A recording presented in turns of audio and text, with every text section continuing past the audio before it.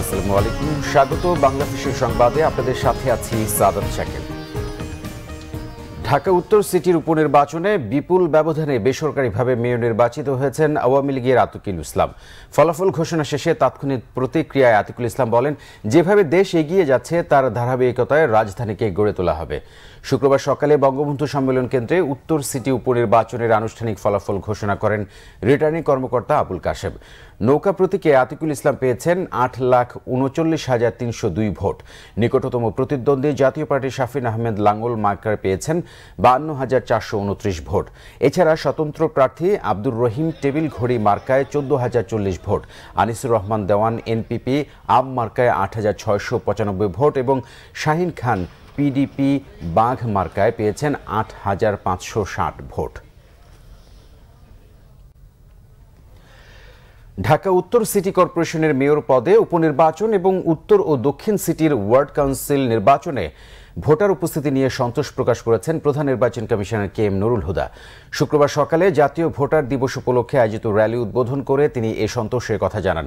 নির্বাচনে ভোটারের উপস্থিতি কম ছিল স্বীকার করে নুরুল হুদা বলেন, স্বল্প মেয়াদের জন্য উপনির্বাচন হয় একটি বড় রাজনৈতিক দল বিএনপির নির্বাচনে অংশ না নেয়া ও নির্বাচনের দিন প্রচুর বৃষ্টি হওয়ায় এমন পরিস্থিতি হয়েছিল।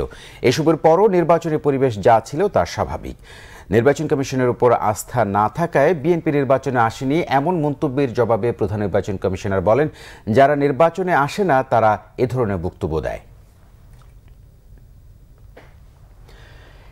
এদিকে বিএনপির স্থায়ী কমিটির সদস্য ডক্টর খন্দকার মোশাররফ হোসেন বলেছেন, মানুষের ভোটাধিকার হরণ করে ভোটার দিবস পালন করা তামাশা ও হাস্যকর।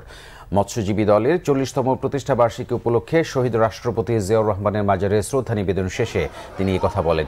ডক্টর মোশাররফ বলেন, মানুষ ভোট না দেওয়ার পরও আতিকুলের 8 লাখের বেশি ভোট পাওয়া বড় প্রশ্ন। জনগণ ভোট প্রত্যাখ্যান করেছে বলেই প্রতিবাদ হিসেবে ভোট দিতে যায়নি বলেও মন্তব্য করেন বিএনপির স্থায়ী কমিটির এই সদস্য। অন্যদিকে আওয়ামী লীগ সাধারণ সম্পাদক ওবায়দুল কাদের বলেছেন, নির্বাচন থেকে দূরে সরে যাওয়া কোনো রাজনৈতিক দলের জন্যই শুভ নয়। সকালে দলে ধানমন্ডি কার্যালয়ে সাংবাদিকদের সাথে আলাপে তিনি একথা বলেন। ওবায়দুল কাদের বলেন, নির্বাচন শান্তিপূর্ণ হয়েছে। 2001-এর সিটির নির্বাচনের চেয়ে এবারও উপনির্বাচন ভালো হয়েছে। বিএনপির কথা মালার চাতুরি ছাড়া দেশবাসীকে দেয়ার কিছু নেই। অভিযোগ করেন, কটু কথা বলে দৃষ্টি আকর্ষণ ছাড়া বিএনপির আর কিছুই করার নেই। আওয়ামী লীগ সাধারণ সম্পাদক বলেন, প্রতিদ্বন্দ্বিতায় বড় দল না থাকা, খারাপ আবহাওয়া ও মেয়াদের শেষ দিকে ভোট হওয়ায় মানুষের আগ্রহ কম ছিল। আন্তর্জাতিক প্রসঙ্গ, প্রচণ্ড আন্তর্জাতিক চাপের কারণে বন্দি পাইলটকে মুক্তি দেওয়া ছাড়া পাকিস্তানের কোনো উপায় ছিল না বলে দাবি করেছে ভারত। ভারতের বিমান সেনা অভিনন্দন বর্তমানকে গ্রহণ করতে বৃহস্পতিবার রাতে চেন্নাই থেকে দিল্লি গেছে তাঁর পরিবার। বিকেলে ওয়াগা সীমান্তে ভারতের কাছে এই বিমান সেনাকে তুলে দেওয়া হবে। পাইলটের মুক্তির ঘোষণায় দিল্লিতে বিরল এক সংবাদ সম্মেলনে একসাথে অংশ নেন সেনা, বিমান ও নৌবাহিনীর প্রধান। পাইলটের মুক্তির সিদ্ধান্তে পাকিস্তানকে ধন্যবাদ জানালেও নতুন আগ্রাসন চেষ্টার বিরুদ্ধে হুঁশিয়ারি দেন তারা জানান, ভারতের সামরিক স্থাপনায় আঘাত হানতে যাওয়া পাকিস্তানের 24টি যুদ্ধ বিমানকে প্রতিরোধ করতে গিয়ে বিধ্বস্ত হয় অভিনন্দনের বিমান। এদিকে বৃহস্পতিবার অভিনন্দনকে ছেড়ে দেওয়ার ঘোষণা দিয়ে শান্তি প্রক্রিয়া এগিয়ে নেওয়ার প্রস্তাব পুনর্ব্যক্ত করেন পাকিস্তানের প্রধানমন্ত্রী ইমরান খান।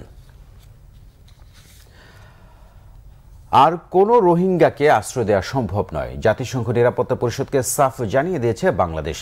মিয়ানমারের বিরুদ্ধে বায়বীয় আশ্বাসের অভিযোগ তুলেছেন বাংলাদেশের পররাষ্ট্র সচিব শহীদুল হক। মিয়ানমার থেকে বিতাড়িত রোহিঙ্গাদের আশ্রয় দেওয়ার প্রায় 1.5 বছর পর জাতিসংঘকে কঠোর বার্তা দিল বাংলাদেশ। জাতিসংঘ নিরাপত্তা পরিষদের অধিবেশনে বাংলাদেশের পররাষ্ট্র সচিব শহীদুল হক বর্তমান পরিস্থিতি ব্যাখ্যা করে জানান, নতুন করে আর কোনো রোহিঙ্গাকে আশ্রয় দেওয়া সম্ভব নয়। আশ্রিত 7 লক্ষাধিক রোহিঙ্গাকে ফেরত পাঠানোর সমঝোতা প্রক্রিয়ায় দফায় দফায় প্রতিবন্ধকতা তৈরির অভিযোগ তোলেন মিয়ানমারের বিরুদ্ধে। এর কারণে রোহিঙ্গারা স্বেচ্ছায় ফিরে যেতে আগ্রহ প্রকাশ করছে না বলেও জানান শহীদুল হক। প্রিয় দর্শক, এই ছিল এখনকার মতো। আমাদের পরবর্তী সংবাদ বিকেল 5টায় দেখার আমন্ত্রণ রইল। এছাড়া ফেসবুকে বাংলাভিশন সংবাদ সরাসরি দেখতে লগ ইন করতে পারেন facebook.com/বাংলাভিশনে। ধন্যবাদ এতক্ষণ সাথে থাকার জন্য।